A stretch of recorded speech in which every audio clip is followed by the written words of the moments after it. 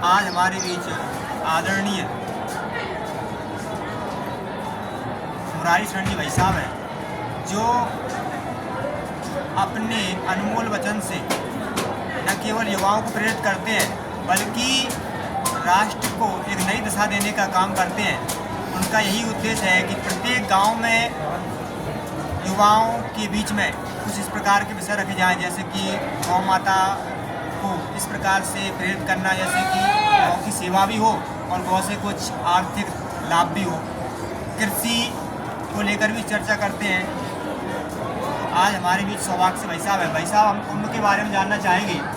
आज मौनी अमावस्या का स्नान हुआ, बहुत ही दिव्य था, भव्य था और प्रशासन की जितनी प्रशंसा की जाए वो कम है, बहुत अच्छा रहा। तो इस विषय में आप क्या कहेंगे? हमारे मन में ये हमारा निजी प्रश्न है, कभी कभी हमें लगता है, क्योंकि हमने भी स्नान किया गंगा मैया के घाट पर, तो संगम घाट पर और गंगा मैया के घाट पर क्या विशेष महत्व है और क्या अंतर है? प्रयागराज का जो पूरा भौगोलिक क्षेत्र है, इसमें गंगा जी, यमुना जी की प्रत्यक्ष धाराएँ बहती हैं और सरस्वती जी की अदृश्य धारा यहाँ बहती है, इसलिए इन तीनों के मिलन स्थल को संगम कहते हैं। लेकिन इसका अर्थ ये नहीं है कि जहाँ ऐसे दो नदियाँ मिल रही हैं इसी स्थान पर स्नान किया जाए, इसका अर्थ ये नहीं है। एकदम जहाँ मीटिंग पॉइंट है वहीं स्नान करने का विषय नहीं है। इसको समझने के लिए मैं कुछ दूसरी नदियों की चर्चा करता हूँ। यमुना जी की धारा पर एक स्थान पर चंबल नदी मिलती है, वो औरैया जिला और वहाँ पास में जालौन जिला है, एक और जिला वहाँ लगता है उत्तर प्रदेश का, वो मुरैना वगैरह से पास का, भिंड मुरैना से पास का क्षेत्र है, इटावा से भी वहाँ से पास है। वहाँ यमुना जी और चंबल ये दोनों मिलती हैं और इन दोनों के संगम होने के 10 किलोमीटर के बाद, 10 किलोमीटर 9-10 किलोमीटर के बाद पहुँच कुंवारी और सिंध, ये तीनों नदियाँ आके मिलती हैं। और वहाँ चंबल से मिलकर जब यमुना जी आती है तो यमुना जी की धारा दिखती है, लेकिन उसको पचनदा कहा जाता है और ये शास्त्रों में वर्णन है, क्योंकि लोगों ने बाद में नामकरण किया, ऐसा नहीं है। तो शास्त्रों में पचनदा कहा जाता है। इसका अर्थ है कि जहाँ दो पवित्र नदियों का संगम है उसके 10-12 किलोमीटर के आसपास के परिक्षेत्र में वो पूरा क्षेत्र संगम ही कहलाता है। तो वहाँ भी पचनदा यानी 5 नदियों का संगम कहा जाता है, जबकि चंबल यमुना में तीसरी-चौथी बार कह रहा हूँ, चंबल यमुना 9 किलोमीटर पहले वहाँ से मिल लेती है। तो उसी प्रकार से यहाँ जब प्रयागराज में आएंगे तो प्रतिष्ठानपुर झूसी ये उस संगम के क्षेत्र से बड़ा तीर्थ है। प्रतिष्ठानपुर इसको कहते हैं झूसी को, और इसकी प्रतिष्ठा शास्त्रों में बहुत बड़ी है। ऋषियों के निवास स्थल रहे हैं, देवताओं के यहाँ निवास स्थल रहे हैं, साधना स्थली रही है। और आप यहाँ के किसी भी धारा में स्नान करेंगे, गंगा यहाँ कई धाराओं में बटती हुई दिखती है कई स्थानों पर, किसी भी धारा में किसी भी किनारे पर स्नान करेंगे तो संगम स्नान ही है। ये सबको समझना चाहिए। ये मैं शास्त्रोक्त बात कह रहा हूँ। कहीं भीड़ को डाइवर्ट करने की इच्छा प्रशासन में होगी, सरकार में होगी, ये हम एक नागरिक के नाते हम ये बात नहीं कर रहे हैं। लेकिन जो शास्त्रोक्त बात है वो मैं बता रहा हूँ। शास्त्रों का अध्ययन आप करके इसको वेरीफाई कर सकते हैं। तो गंगा जी की धारा संगम के पहले जो उनकी धारा है वहाँ भी स्नान करेंगे तो संगम ही माना जाएगा। यमुना जी की धारा में भी संगम के पूर्व तक आप स्नान करेंगे, काफ़ी कुछ किलोमीटर, 5-6 किलोमीटर पूर्व तक, वो भी संगम ही कहा जाएगा। और आपको उतना ही पुण्य मिलेगा जितना उस नोज पर स्नान करने का मिलेगा। तो इसलिए ये क्रेज़ ठीक है, दर्शन करने कभी जाइए, लेकिन जो ऐसी पुण्य तिथियाँ हैं जो कुंभ की बहुत महत्वपूर्ण तिथियाँ मानी जाती हैं, तो उन तिथियों में आप यहाँ संगम से आगे और संगम के बाद कहीं भी स्नान कर सकते हैं और उतना ही पुण्य प्राप्त कर सकते हैं, वो भी मोक्षदायी है। और आपको एक बात और बताता चलूँ कि यमुना जी गंगा जी से कम पवित्र नहीं है। यमुना जी जब मिलती है गंगा में तो शास्त्रों ने ये नहीं कहा कि यमुना जी गंगा में मिलती है, शास्त्रों ने कहा है कि गंगा जी यमुना में मिलती है। इस महत्व को समझिए। जो भी सुन पा रहे हैं, शास्त्रों ने साफ कहा है कि गंगा जी यमुना में मिलती है और बाद में गंगा हो जाती है। इस रहस्य को समझने के लिए आपको थोड़ा अध्ययन की उच्चतम स्तर तक आपको जाना पड़ेगा। तो ये मैं नहीं कह रहा हूँ, ये शास्त्रों ने कहा है कि यमुना में गंगा मिलती है, यमुना में गंगा मिलती है और बाद में उधारा गंगा कहलाती है। इस भेद को समझने के लिए आपको हमारे यहाँ के आध्यात्मिक और धार्मिक ख्याति को समझना पड़ेगा। और संगम में धारा जब मिलती है, मिलने के बाद उधारा अग्निकोण में मुड़ जाती है।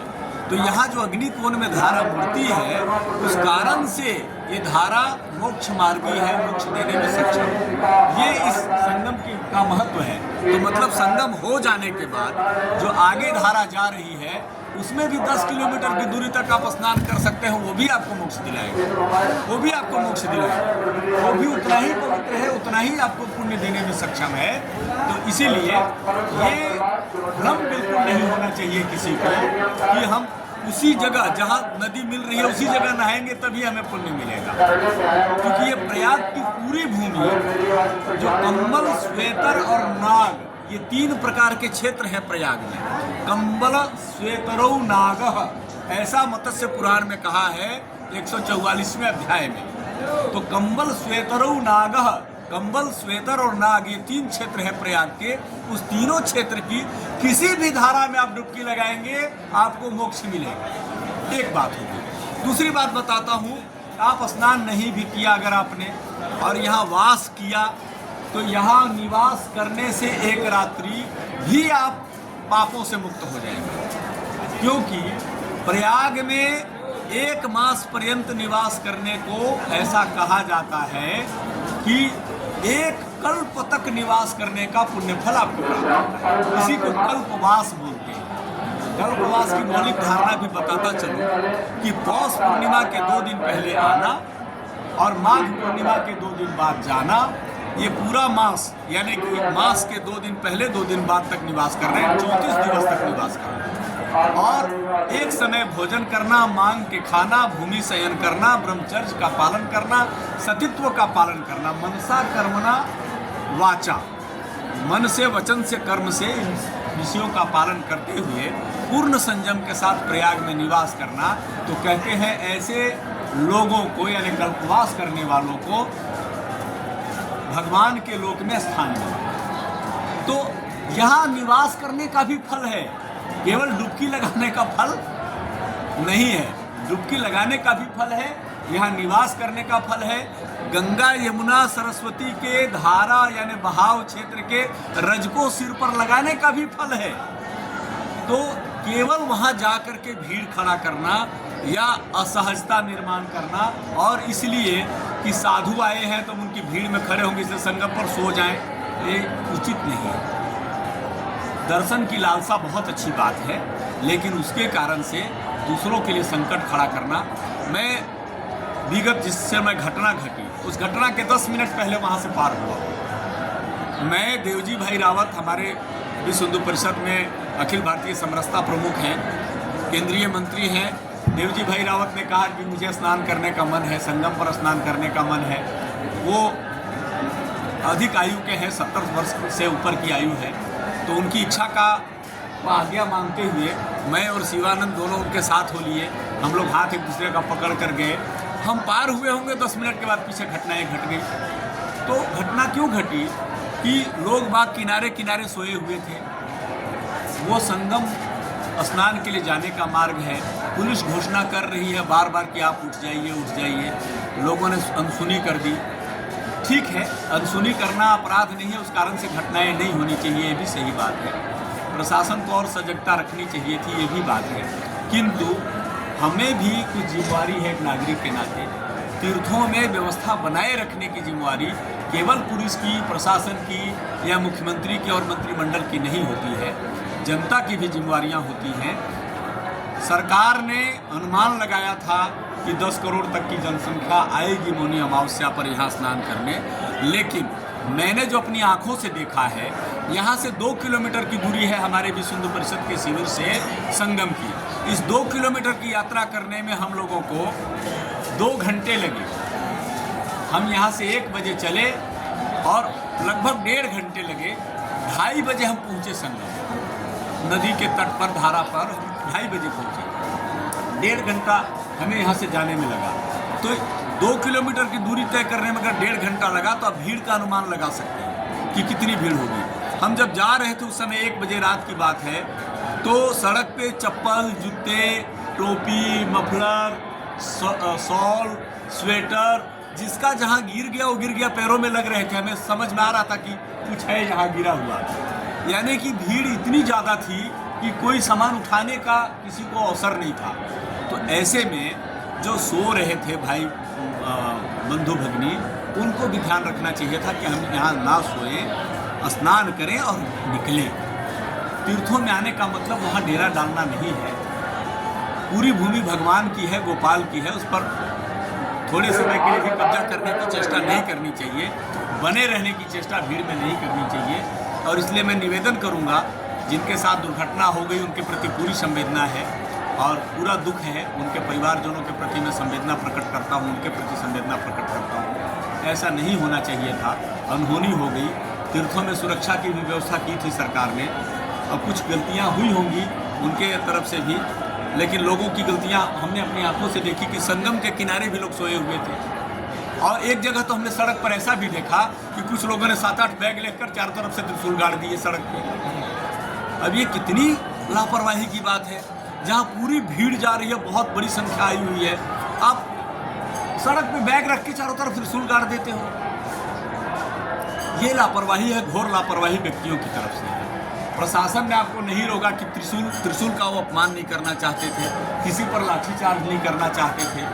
पुलिस प्रशासन के लोग आपकी भावनाओं का कदर कर रहे थे, लेकिन आपको भी तो सोचने की आवश्यकता है। तो मुझे लगता है कि कहीं ना कहीं हमारी जो हठधर्मिता है कि हम अखाड़ों के साथ स्नान करेंगे, हम बाबाओं के साथ जाकर डुबकी लगाएंगे, इस जिद के कारण से कुछ अव्यवस्था हुई, मुझे जैसा लगा है। क्योंकि लोग सोए थे और पुलिस ने उनके बचाव के लिए कहीं कहीं बांस की बल्लियां बांध दी थी कि इनको सुरक्षा रहे। उन बल्लियों को तोड़कर भीड़ उनके ऊपर चढ़ गई और कई लोग एक साथ एक दिशा में चल पड़े, तो उनके रौंदे जाने के कारण से कई लोगों की लोग घायल हुए हैं, कुछ मृत्यु हुई है। या प्रशासन बार बार आंकड़े जारी कर रही है कि इतने लोग मर गए। अभी 30 से लेकर के 40 तक के अनुमान ऐसे आए हैं अखबारों में, हमने पढ़ा है अखबारों और वेबसाइट्स पर, ऐसे ऑनलाइन जो अखबारों के और न्यूज़ चैनल्स के न्यूज़ आते हैं उनमें पढ़ा है। तो ये सब दुर्भाग्यपूर्ण है, ऐसा नहीं होना चाहिए था। किंतु जब भी हम तीर्थों में जाते हैं तो हमें कुछ बातों का ध्यान रखना चाहिए। सामान कम लेके जाएं। तीर्थों में जब डुबकी लगाने जाना है, स्नान करने जाना है, तो सामान कम लेके जाएं। शरीर पर एक कपड़ा जितना पहनना है वो पहन कर आए, जाड़े का दिन है। और एक अंडरवियर बनियान बदलने के लिए लेकर आए, एक तौलिया लेके आए। इसके अलावा सामान लाने की आवश्यकता नहीं है। मोबाइल आवश्यक है, मोबाइल चार्जर लेके आए जरूर, तो एक पन्नी में आ जाएगा। बड़े बड़े बैग टांग कर आने की क्या आवश्यकता है? यहाँ फैशन का स्थान नहीं है भाई। हम जो भीड़ देखते हैं, तो मैं अभी कल परसों अपने सब मित्रों को बता रहा था, हमारे प्रचार विभाग के कार्यकर्ता थे, सबको मैं कह रहा था कि ये जो भीड़ देख रहे हो ना, ये देश का असली फैशन है। कि कोई श्रृंगार नहीं है, कोई बहुत बनावट नहीं है, कोई दिखावा नहीं है, बहुत सहज सामान्य वेश में लोग आ रहे हैं। थोड़ा और सरल कर लीजिए, सामान घटा लो। एक बैग जब आप टांगते हो तो पास पड़ोस वालों को साथ में चलने में कठिनाई होती है, जब पीठ पर या आगे बैग टांग के चलते हो तो भी कठिनाई होती है। इतना सामान की क्या आवश्यकता है? कोई विवाह शादी में, कोई बड़े फंक्शन में थोड़ी ना जा रहे हैं। गंगा मैया के गोद में थोड़े समय वास करने आ रहे हैं, डुबकी लगाने आ रहे हैं, माता से मिलने के लिए इतने सामान की क्या आवश्यकता है? माँ तो सब कुछ देती है। तो मेरा कहना है कि सामान कम लेकर आइए। अभी एक दंपति यहाँ मिले थे, हमारे प्रचार विभाग में रुके थे, बहुत सारे लोग यहाँ आ गए थे। हमने विश्व हिंदू परिषद के दरवाजे हम लोगों ने खोल दिए थे। हमारे जो सभागार यहाँ है वो सब हमने कुर्सियाँ समेट के उनको दे दी थी। और 19,000 बेड है लगभग हमारे यहाँ, चारपाइयाँ हैं अलग अलग कुटिया में मिल करके, वो सब भर गए थे। उसके बाद सभागारों में रुके, मुझे लगता है कि आए गए से मिलकर 50,000 से ऊपर लोग रुके थे यहाँ। और भोजनालयों में भोजन की व्यवस्था थी। सबको हमने कहा, आग्रह किया कि निःशुल्क भोजन व्यवस्था है, निःशुल्क आवास व्यवस्था है, आप आइए, रुकिए, भोजन करिए, भोजन करके सोएं। उधर के बाद जब कुछ वहाँ व्यवस्थाएं ज़्यादा भर गया तो हम लोगों ने प्रचार विभाग के 3 हॉल है, इधर विश्व संवाद केंद्र का ऐसे ही इतना बड़ा सभागार है 80x30 का, ये हमारा प्रचार विभाग का है, बगल में प्रेस कॉन्फ्रेंस का भी एक सभागार है। तो ये तीनों सभागार खोल दिए, यहाँ भी लोग भरे हुए थे। तो मैंने उनसे पूछा तो उन्होंने कहा कि भाई साहब हमारे बच्चा जो सफोकेट करने लग गया था, 8-10 साल का बच्चा था उनका, उसकी स्थिति थोड़ी ख़राब थी। उन्होंने कहा हमारे पास 2 बैग थे, जब हमने देखा कि भीड़ में संकट उत्पन्न हो रहा है तो हमने दोनों बैग छोड़ दिए। बोला जान बचेगी तो फिर से बैग खरीद लेंगे, उसमें पैसे वैसे तो वो भी छोड़ दिए कि फिर पैसा कमा लेंगे। अब ये जो स्थिति आ रही है, आप पति पत्नी बच्चे को लेकर आए, डुबकी लगाकर लौटने के लिए आए, भीड़ को ऐसे ही करना चाहिए, आए डुबकी लगाएं और अपने घर को जाएं। अगर इतना किया तो संकट नहीं होगा। प्रयागराज पर बहुत विस्तृत बहाव क्षेत्र है, गंगा मैया और यमुना मैया सरस्वती मैया के गोद में बहुत निवास के लिए स्थान है। आए डुबकी लगाएं और अपने घर को जाएं तो कोई अव्यवस्था नहीं होगी। मुझे लगता है कि 10-15 करोड़ लोगों ने स्नान किया है मेरे अनुमान से, कि जितनी भीड़ थी उस समय 1 बजे रात में, मौनी अमावस्या के 1 बजे रात में, और सुबह तक मुझे तो लगा उसी समय 10 करोड़ लोग थे प्रयाग में, इतनी भीड़ थी। क्योंकि जब हम आने लगे वापस तो पुलिस ने हमें रूट डाइवर्ट करके सेक्टर 23 तक पहुंचा दिया। तो सेक्टर 23 से जब हम आ रहे थे तब भी इतनी भीड़ थी, चलना कठिन था, मतलब 1-1 इंच कदम खिसक रहा था, इतनी भीड़ थी। तो मेरा अनुमान था कि कम से कम 10 करोड़ लोग तो उसी समय थे। शाम तक उस आंकड़ा 15 करोड़ पहुंचा होगा, लेकिन चूंकि रजिस्ट्रेशन किसी का नहीं हो रहा है, मूवमेंट के आधार पर लोग भीड़ का आकलन करते हैं। तो ये अगर 10 करोड़ के अंदर होती तो सरकार की व्यवस्था 10 करोड़ की थी, सरकार ने 10 करोड़ की भीड़ को संभालने की पूरी व्यवस्था की हुई थी। कोई संकट नहीं होता ऐसा मेरा अनुमान है। जितनी सफाई की व्यवस्था यहाँ रही है, मैं 10 जनवरी से यहाँ हूँ प्रयागराज में, मैं 10 जनवरी से हूँ इस विश्व हिंदू परिषद के शिविर में, और 28 फरवरी तक रहने वाला हूँ। तो मैं जो देख रहा हूँ, मैं प्रतिदिन गंगा स्नान करता हूँ, क्योंकि हमने तय किया है कि यदि हम गंगा के पास में हैं तो हम नल पे नहीं नहाएंगे या नल के पानी से नहीं नहाएंगे, गंगा जी के गोद में जाकर डुबकी लगाएंगे। तो मैं रोज़ गंगा जी जाता हूँ, कभी कभी समय हो जाता है, समय बच जाता, हम संगम भी जाते हैं। लेकिन जितनी साफ सफाई है, जितनी व्यवस्था है, कर्मचारी और पुलिस के सब लोग ऑफिसर कांस्टेबल्स जितने संवेदनशील हैं, जितना अच्छा बिहेव कर रहे हैं भीड़ के साथ, कहीं कोई सख्ती नहीं किया, हमेशा नरम व्यवहार किया। एक दिन का आकलन मीडिया कभी कभी करने लग जाती है और सरकार को ब्लेम करने लग जाती है, लेकिन मैं तो लगातार 10 तारीख से देख रहा हूँ। तो मुझे लगता है कि इतना बढ़िया व्यवहार, इतना अच्छा चीज़ों का मैनेजमेंट इससे बढ़िया नहीं किया जा सकता। तो अभी फिर से मैं आग्रह करता हूँ, निवेदन करता हूँ कि आप आएँ, कहीं से भी आ रहे हैं पद यात्रा करें, क्योंकि ऐसे महत्वपूर्ण तिथियों पर वाहन यहाँ अनुमति नहीं है और वाहन चलाना संभव भी नहीं है। और आप आए, गंगा जी में डुबकी लगाएं, संगम पर जाते हैं वहाँ भी डुबकी लगाएं और तुरंत प्रस्थान करें। और भीड़ में आते समय मैंने कई युवाओं को डांटा भीड़ में, जब हम जा रहे थे कि आए जा रहे हैं, आगे धक्का लगाया जा रहा है। मैंने कहा कि तुम जवान हो, पीछे के धक्का को रोक सकते हो थोड़ा सा, तो तुम रेजिस्टेंस थोड़ा क्रिएट करो। आगे जो बुजुर्ग जा रहे हैं, वृद्ध माता बहनें जा रही हैं, कुछ बहुत वृद्ध आयु के बुजुर्ग हैं, तो उन पर जब भार डालोगे, थोड़ा धक्का लगाओगे तो गिर जाएंगे वो। तो उनमें घटनाएं घटती हैं, तो आप जिम्मेवार व्यवहार कर सकते हैं, उन पर थोड़ा धक्का कम लगा सकते हैं। युवा है तो अपने ताकत से पीछे के धक्के को थोड़ा रोकने की कोशिश कर सकते हैं। इतना ही अगर सब लोग ध्यान दे दें तो शायद किसी को धक्का नहीं लगेगा, कोई नहीं गिरेगा। और थोड़ा संवेदनशील रहेंगे तो गिरते को पकड़ के उठा सकते हैं।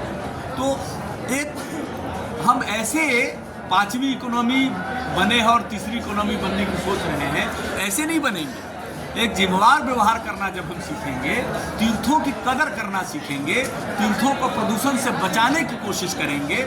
यहाँ सामान लाकर डंप किया, अभी हम देख रहे हैं कि शायद करोड़ों लोगों के जूते चप्पल छूटे हैं। अभी जूता चप्पल जो आप गंगा बेसिन में छोड़ कर गए हैं, गंगा यमुना के बहाव क्षेत्र में छोड़ कर गए हैं, ये प्रदूषण है या नहीं है? पहले के लोग खाली पैर आते थे, इसलिए आते थे कि भीड़ में जूता चप्पल छूटने का, स्लिप होने का डर रहता था। गांव से ही खाली पैर आते थे। जब हम मॉडर्न बन गए, आधुनिक बन गए, अब तो हम चप्पल जूता ले जाकर गंगा में फेंक के ही आएंगे। ये प्रण कर लिया है लोगों ने। अब साल स्वेटर इतना छोड़ कर गए, मतलब आपकी आवश्यकता नहीं थी, आपने अतिरिक्त ले लिया था, संभाल नहीं पाए। जितना सामान संभाल सकते हो उतना ही लेकर आना चाहिए और तीर्थों की मर्यादा बनाए रखनी चाहिए। तीर्थों की पवित्रता को बनाए रखने में आप जितनी सहायता करेंगे तो आपकी पीढ़ियां भी उन तीर्थों की पवित्रता का लाभ ले पाएंगी। और हम हिंदू पुनर्जन्म में विश्वास करते हैं और इसीलिए जब हम अगला जन्म लेंगे तो भी फिर तीर्थ करने जाएंगे, तो आगे के लिए भी इसको सुरक्षित रखिए। तो मेरा ये निवेदन है कि आएँ, डुबकी लगाएं और वापस जाएं, यहाँ ठहरने की कोशिश ना करें। दूसरा हमने देखा, जैसा आपने कहा प्रदूषण को लेकर, तो यहाँ जगह जगह डस्टबिन रखे हैं, कचरा डस्टबिन रखे हैं। तो एक प्रयास भी हुआ है, एक थाली कटोरी का, हमने भी लोगों से यही कहा बार बार। तो हम जब से यहाँ आए हैं एक संकल्प लेके आए थे कि हम एक भी यहाँ दोना में या फिर पत्तल में या फिर प्लास्टिक गिलास से पानी नहीं पिएंगे, क्योंकि प्रत्येक 100 मीटर पर एक नल है और ATM मशीन भी है जहाँ से स्वच्छ जल भी आता है। तो हमने प्रयास किया, अपने ही बर्तन में जो गिलास लोटा लेके आए थे भोजन किया। तो इस प्रकार का नियम अगर यहाँ आने वाले जो कल्पवासी थे या फिर जिन्होंने 10-15 दिन यहाँ रुके हैं वो सब लोग कर लेते तो इसका कितना बड़ा परिणाम आता। एक थाली और एक थैला का अभियान जो चला है वो हमारे इसी शिविर से थालियाँ बटी हैं। जो शिविर वाले अपना पेपर लेकर आए और हमें दिखाया यहाँ, उनको हमने 100, 200, 500 थालियाँ दी हैं, थैले के साथ दी है कि आपके यहाँ जो आते हैं, जिनका भंडार जो आप भंडारा करते हैं, खिलाते हैं, भोजन कराते हैं, उनको थाली में खिलाएं।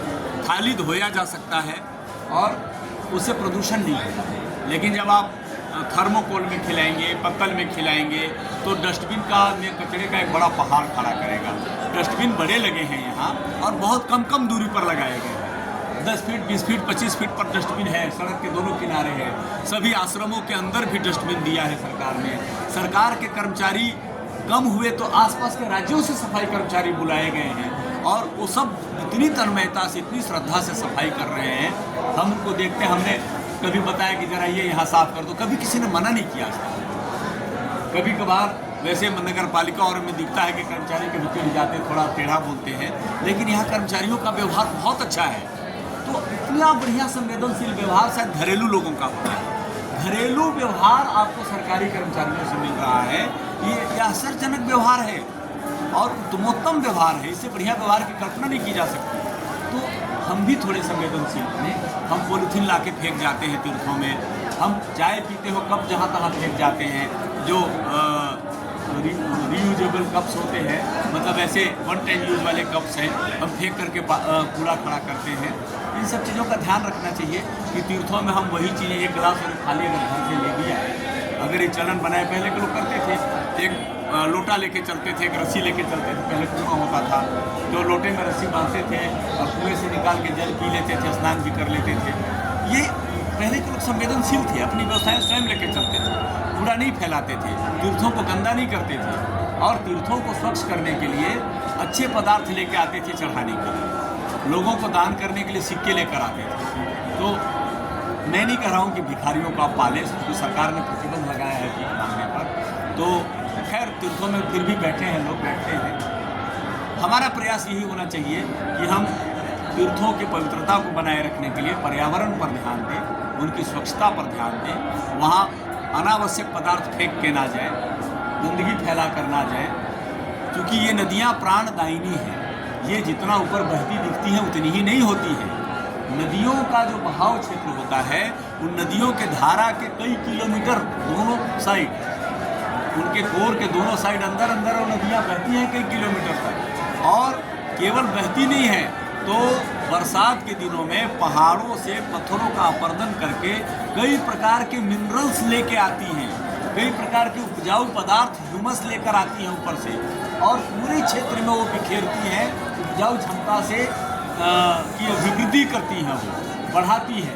तो नदियाँ कई प्रकार से आपको जीवन देती हैं। वो आसपास के वन क्षेत्र को भी पालती हैं, आसपास के फसल उत्पादन की क्षमता भी भूमि को देती हैं और नदियों से पर्यावरण के एक सीमा तक वो शोधन भी करती हैं। हमारे वाटर टेबल को रिचार्ज भी करती हैं नदियाँ। तो नदियों को केवल उतना ही अपना समझे जितना वो दिखती हैं। उन नदियों की क्षमता अपार होती है और खासकर गंगा और यमुना जैसी नदियों पर। क्योंकि आप यहाँ संगम पर देखेंगे तो यमुना जी में जल अधिक है गंगा जी की तुलना में। तो यमुना जी के बारे में इसीलिए कहा जाता है क्योंकि यमुना जो है वो यम की बहन है, यमराज की बहन है, सूर्यदेव की पुत्री है। यमुना को यम जब मिलने आए तो उन्होंने वचन दिया है यमुना को कि जो तुम्हारे संसर्ग में आएगा, जो तुम्हारी धारा में स्नान करेगा, मैं उसके पास नहीं जाऊंगा। यानी यमुना जी की धारा में स्नान करने से यम यानी मृत्यु आपके पास नहीं है। ये यमुना जी को वरदान है। तो आप केवल गंगा जी की धारा में स्नान ना करें, केवल संगम के नोच पर स्नान करने की ना सोचें, तो यमुना जी में भी स्नान करें, वहाँ भी जाएं, उनका भी सानिध्य प्राप्त करें। गंगा जी मोक्षदायिनी है, यमुना जी भी आपको मृत्यु से दूर रखती है, अभय देने वाली अभयदायिनी माता है वो। और संगम का भी महत्व है। तो कहीं भी जहाँ भी आपको अवसर मिले वहाँ स्नान करें, एक ही जगह जाने की ना सोचें। एक भाई साहब मैंने देखा, अभी मैं बराबर देख रहा हूँ, कुछ माताएं बहनें होती हैं इस प्रकार का श्रृंगार लेके आती हैं, जैसे कि चूड़ियाँ हैं, एक कांच का टुकड़ा है, तो ये गंगा मैया में वहाँ ऐसा ही चढ़ा देती है, मतलब अपनी क्वालिटी छोड़ जाती है। दूसरा, सभी माताएं बहनें अगरबत्ती का पैकेट लेके आती हैं, अगरबत्ती उन्होंने 10-15 रहती हैं, पूरी जलाई और जो क्वालिटी होती है वहीं छोड़ के आती हैं। तो इस प्रकार से क्या पूजा प्राचीन समय से चलती आई है? नहीं, प्राचीन समय में चूड़ियों का, कांच की चूड़ियों का चलन नहीं था। कांच की और लाह की चूड़ी पहनने का चलन नहीं था। ये बाद के कालखंड में शुरू हुआ है। प्राचीन काल में तो हाथी दांत की चूड़ियाँ, शंख की चूड़ियाँ और सोने की चूड़ियाँ, कहीं कहीं तांबा भी पहनते थे।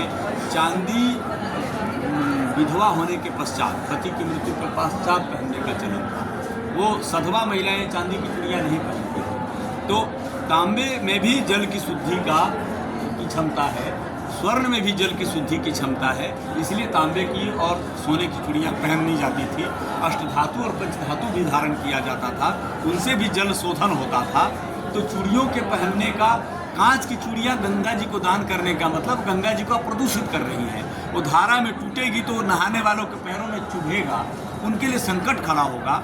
और एक बार कांच जब चुभ जाता है तो कांच पैर से निकलता नहीं, आज का जो कांच है बहुत खतरनाक होता है। तो इसलिए पर्यावरण को बचाने के लिए आप वहाँ जा कर के उन चीज़ों को जो आधुनिक समय में विकसित हो गई है, प्लास्टिक की चूड़ियाँ, कांच की चूड़ियाँ, ये वहाँ नहीं बहाना चाहिए। हाँ, जो सिंदूर पारा वाला है वो भी नदी में नहीं डालना चाहिए। सिंदूर का पेड़ होता है, उसके सिंदूर के जो रस है वो लगाते थे पहले। सिंदूर बनाने की जो विधि है हमारे देश में, आप घर में सिंदूर बनाएं, वो अगर ला के आप चढ़ाते हैं तो गंगा जी में पवित्रता होती है, उसमें फंगस बैक्टीरिया बढ़ने की संभावना समाप्त होती है। वो आप डालेंगे, रोली डालेंगे, अष्टगंध डालेंगे, आप चंदन की लकड़ी तो मिलती नहीं है, तो ऐसे सुगंधित पदार्थ अगर डालेंगे तो नदियों की पवित्रता बढ़ेगी। लेकिन उच्छिष्ट पदार्थ, जो अनुपयोगी पदार्थ है, वो बिना समझे आप डालते हैं और पॉलीथीन फैला के चले जाते हैं, तो उससे नदियों का की हानि होती है। मैंने देखा भाई सब जगह जगह उन्होंने अगरबत्ती जला के लगा दी, तो बाद में उनकी स्टिक बचती है, बांस की होती है, कठोर होती है। हाँ। मैंने देखा बहुत से भक्त आते हैं तो उनके पैरों में छिद जाती है, उनके खून निकलने लगता है।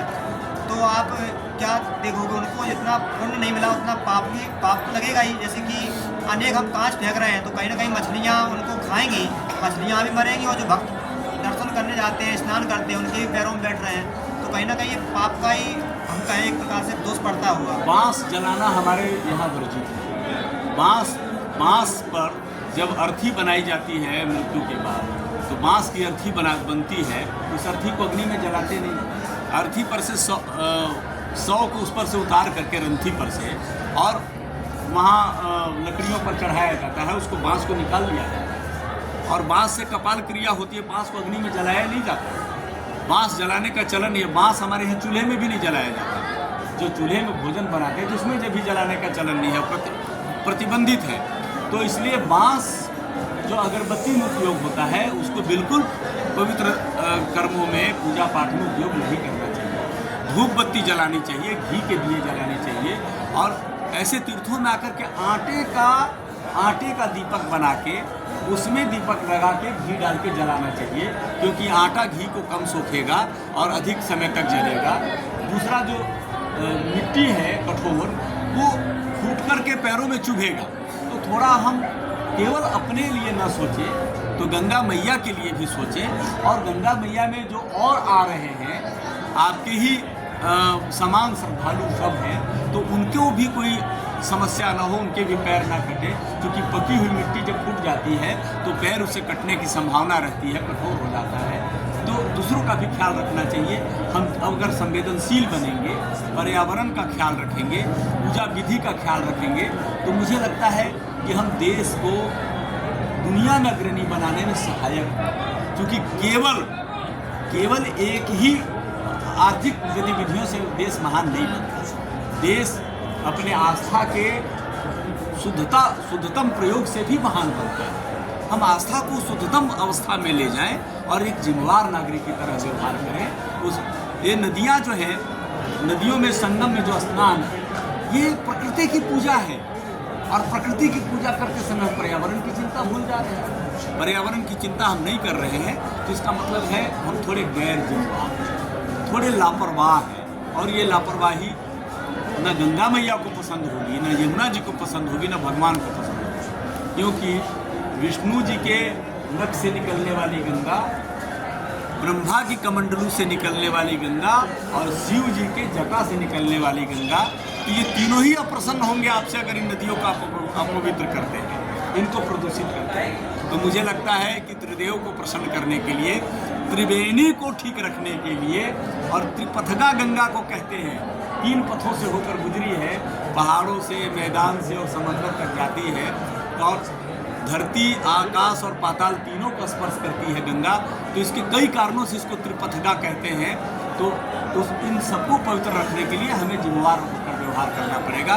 न केवल संगम में, जहाँ भी कहीं हम नदियों में स्नान करें, जल पिंडों में, तालाब में, झीलों में, झरने में भी बहुत स्थानों पर स्नान होता है। ये सब भी जलपिंड बहुत जगह पवित्र है, देवतुल्य है, पूज्य है। तो सबका स्मरण हमें करना चाहिए। हमारे गांव में जो यदि कहीं तालाब है, नदी है, छोटी नदियां हैं, कुएं हैं, उनको भी पवित्र बनाए रखना चाहिए। इन सब चीज़ों का ख्याल रखने से देश सुंदर बनेगा, हमारा जीवन सुंदर बनेगा। तो हमने आदरणीय मुरारी शरण जी शुक्ल, जो अखिल भारतीय जो विष्णु पथल है, उसमें एक पत्रिका है हिंदू विश्व के सह संपादक हैं, और यहाँ महाकुंभ में विश्व हिंदू परिषद में प्रचार विभाग की भूमिका को देख रहे हैं। तो हमने उनको सुना, तो निश्चित रूप से भाई साहब ने पूरा प्रकाश डाला, चाहे प्लास्टिक हो या फिर महाकुंभ की चर्चा हो, संगम घाट के बारे में चर्चा हो, या फिर गंगा मैया के घाट की चर्चा हो, और कल्पवास का भी महत्व बताया।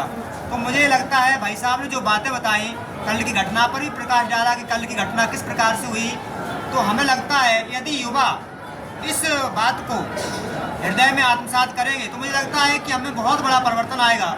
और मैं भाई साहब से इसलिए भी प्रभावित हूँ कि वो जो बोलते हैं उसको वो जी रहे हैं, अपने आत्मसात कर रहे हैं। तो मुझे लगता है महाकुंभ के बारे में आप इनको आत्मसात करें, तो निश्चित रूप से महाकुंभ में जो व्यवस्थाएं थी, ऐतिहासिक थी, अद्वितीय थी। बस यदि हम सब लोगों का सहयोग मिलता तो ये व्यवस्थाएं ऐतिहासिक बन जाती। लेकिन कहते हैं हम केवल सहयोग करना नहीं जानते।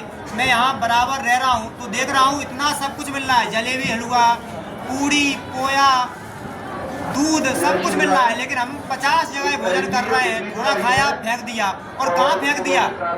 डस्टबिन में भी नहीं, ऐसा ही फेंक दिया। अब बताइए, जो सफाई वाले हैं वो अपने ही भाई तो हैं, माताएं बहनें लगी हैं बेचारी, रात भर सोती भी नहीं है। मैं 2 बजे देखता हूँ लगी है, सफाई कर रही हैं। मुझे लगता है कहीं गंदा ना दिखे महाकुंभ।